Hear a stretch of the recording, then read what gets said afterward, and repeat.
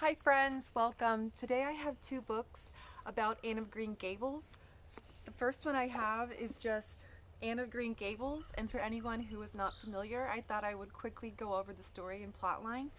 Anne of Green Gables is about a girl named Anne, with an E as she prefers, and she's an orphan. She actually finds a family in the Cuthberts, Marilla and Matthew, and she ends up living on a beautiful Canadian island. Very, very, very picturesque, serene, and she gets into some mischief, always trying to do her best though. The Cuthberts become so attached to her and she them. Eventually she goes on to learn how to be a teacher. So that's just the first part of the Anne of Green Gables storyline that goes on to Anne of Avonlea, etc., etc., and there are many other books in the Anne line. But if you have not read this book, wonderful time to read it right now in the spring. It's an absolute classic. The second book that goes along with Anne of Green Gables is the Anne of Green Gables Treasury, and it's by Caroline Strom Collins and Christina Wyss Erickson. This book is an absolute treasure trove. It goes into kind of the details of where Anne lives. Prince Edward Island, that's where the story takes place. And you get a map there of the Nova Scotia area, New Brunswick, and Gulf of St. Lawrence. And then it goes into some different sections after covering Ellen Montgomery and the Anne books, brief history of her and her writings. The book is about how to incorporate the Anne of Green Gables lifestyle into your day in different little ways. Chapter 1 is Ellen Montgomery and the Anne books. Chapter 2, Anne's World. Chapter 3, Through the Years.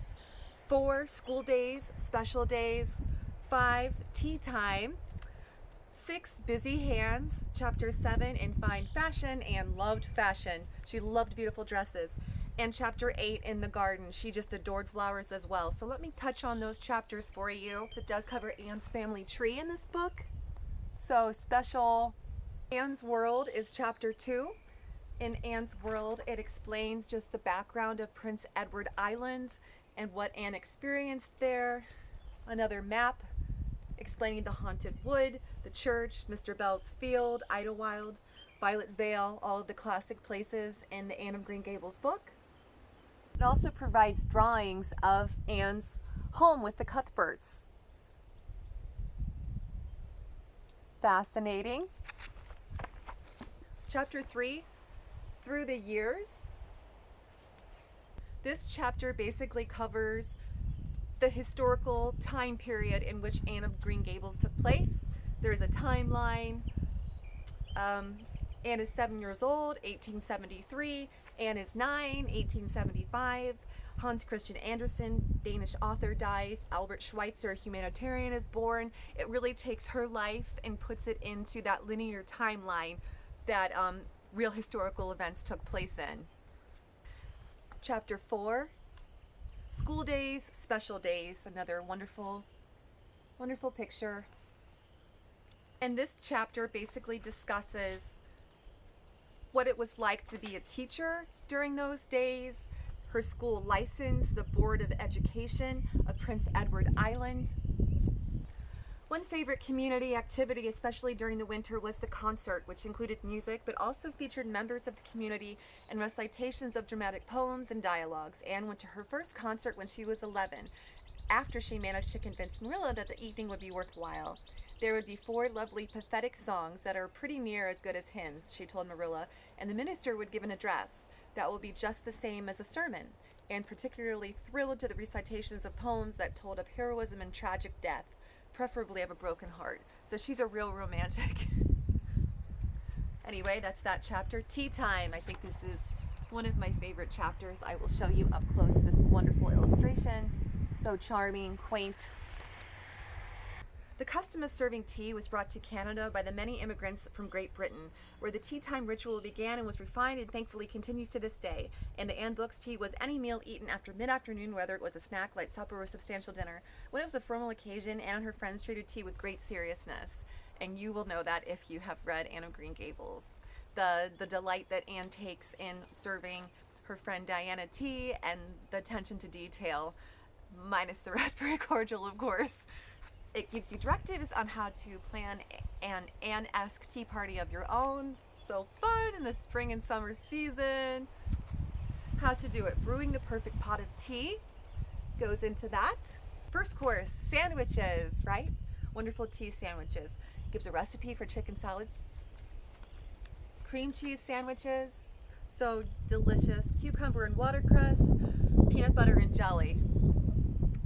Or maybe the younger crowd. Second course, biscuits, butter, and jam. Gives a recipe for tea biscuits.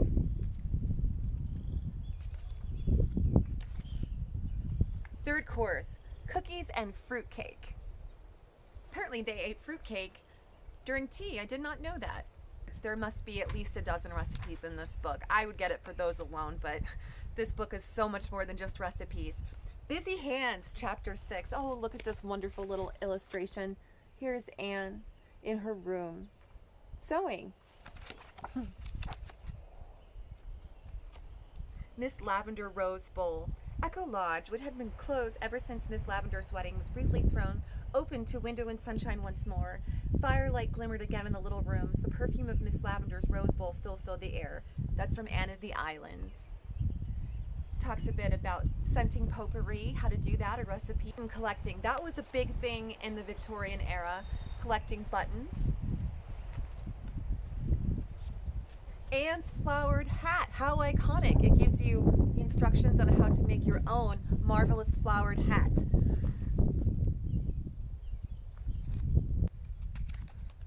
Pressing flowers, oh gosh, so great to do this time of year. Pressed pansies, those are a good one. Pressed flower greeting card. After you make your pressed flowers, you can turn it into a greeting card.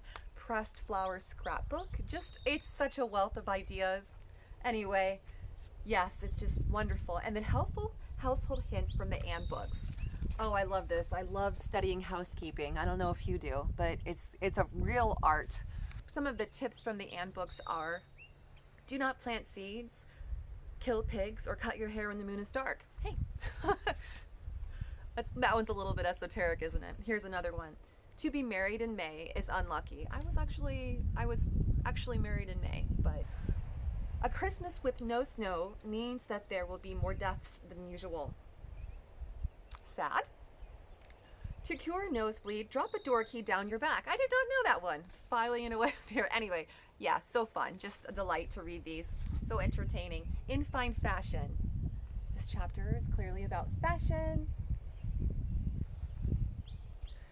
It is ever so much easier to be good if your clothes are fashionable. At least it is easier for me. And as my dad always said jokingly, it's better to look good than to be good. He has a funny sense of humor, so. And here's another picture.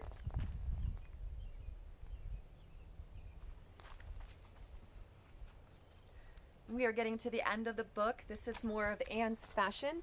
And this chapter just basically, not surprisingly, delves into Anne's interest in fashion and explores that in detail. In the garden, oh well, this is my second favorite chapter after tea. I love my garden, and I love working in it. To potter with green, growing things, watching each day to see the dear new sprouts come up, is like taking a hand in creation, I think. Just now, my garden is like faith, the substance of things hoped for. Flowers and their meaning. Delphinium, lightness, levity. Adam and Eve, perfection. Lily of the valley, return of happiness. Dahlia, dignity, elegance. Mint, goodness. Iris, message. So you could create your own Anne of Green Gables garden, themed garden. Anne's garden through the seasons. Because a garden is not just for spring and summer, it can go through the seasons. Fall, winter, every season has something that the garden can present. Spring. Spring was a special time for Anne, for it was the time when some of her favorite flowers made their appearance. Among Anne's very favorite garden flower were pansies. These are pansies. There was a pansy bed at Green Gables, and you found pansies everywhere at Ingleside. Pansies come in a wide variety of colors: gold, purple, white, yellow, blue, red, and their large petals have the sheen of velvet. And pansies mean thoughts. 2 garden projects for spring, a vase full of apple blossoms, bringing those apple blossoms into your home, a little plot to call your own, and if there is a little space in your yard to plant with flowers of your choice, there are many easy to grow flowers mentioned in the Anne books that you might want to consider. You can plant sweet peas or bleeding hearts for spring, snapdragons or geraniums for summer, chrysanthemums for fall.